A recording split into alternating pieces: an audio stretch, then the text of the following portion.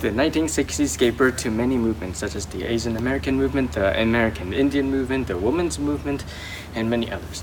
Each sought to bring out positive change in their respective groups. Each movement tries to improve the conditions they are forced to live in. Farmers have been a major contributor to the growth of our society. In appreciation to our farmers, I will specifically observe the United Farm Workers movement. For many centuries, farm workers have been denied a decent life where they remain exploited. This movement is the fight against it.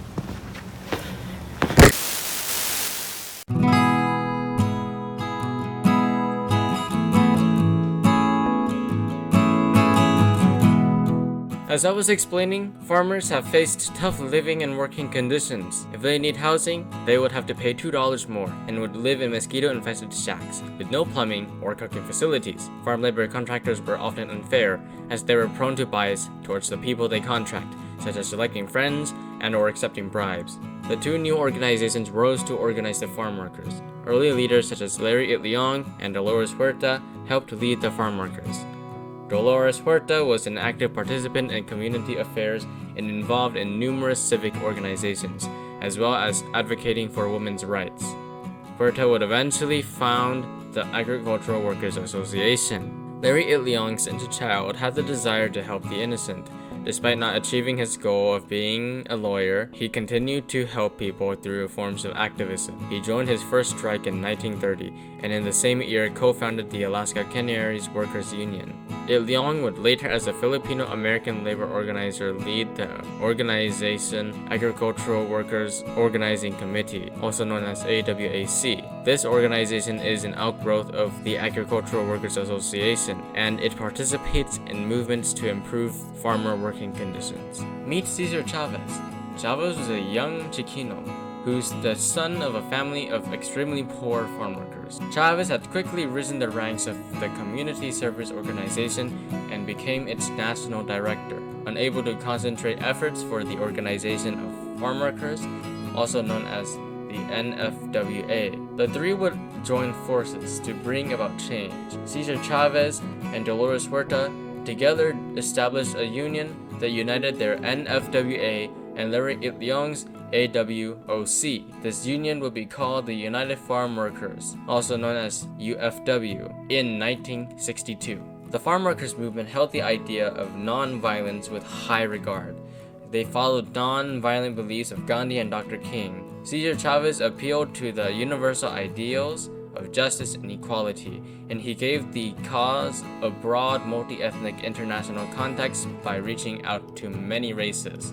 Huerta knew that farm workers consisted of men, women, and children. In order to keep the farm workers safe, nonviolence was not only a philosophy, but a way to keep farm workers safe. A philosophy of nonviolence among protests will be no easy feat to spread, as the frustrations will influence the need for violence.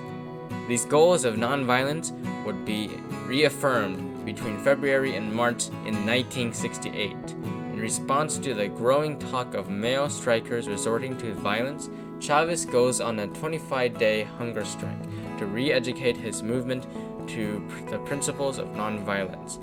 And although he spent over a year recovering from painful back ailments as a result of the fast, the talk of nonviolence among strikers had died down. It takes more than philosophy to make change in society. It also is a matter of tactics and strategy to make each form of civil disobedience as impactful as possible. Those in the farm workers movement would organize nonviolent protests and boycotts against low wages and unsafe working conditions and long hours typically in migrant farm labor. Itliong led a successful strike of Filipino farm workers in vineyards where they demanded basic necessities in Coachella, California, May of 1965, along with AWOC and the NFWA. These would be known as the Grape Strikes, which lasted 5 years. Many other strikes and protests, such as the Grape Strikes, continued in the fight for rights for farm workers.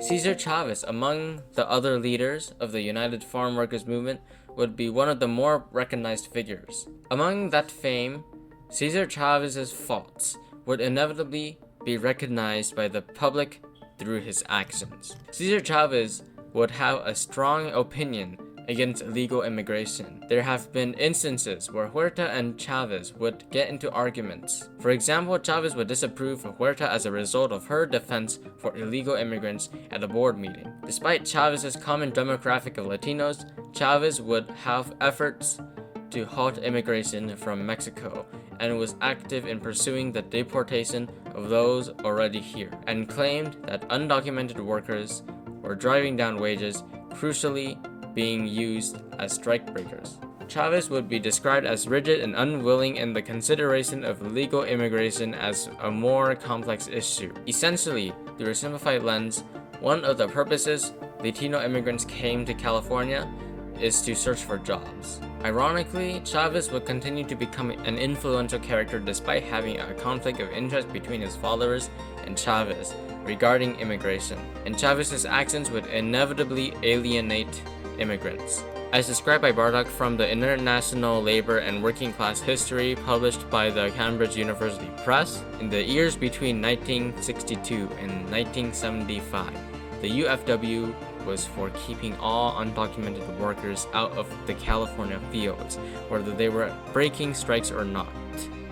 Between 1975 and 1993, the UFW continued to call on this broader patrol to take strike-breaking illegals out of fields, but didn't oppose their presence in California or in the Union. It was not immediate, but the UFW would eventually find themselves having to support Latino immigrants. Their policies would change after the death of Cesar Chavez. The United Farm Workers still continue today, organizing in major agricultural sectors, mainly in California, where they aim to continue their protection and advocacy of farm workers.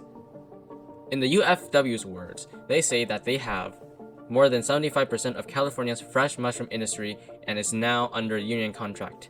Many recent UFW sponsor laws have regulations that protect all farm workers in California, and have included the first state standards in the US to prevent further deaths and illnesses from extreme heat, and in 2016, the first law in the country providing farm workers in California with overtime pay after 8 hours a day. However, a vast majority of farm workers remain unrepresented in a union.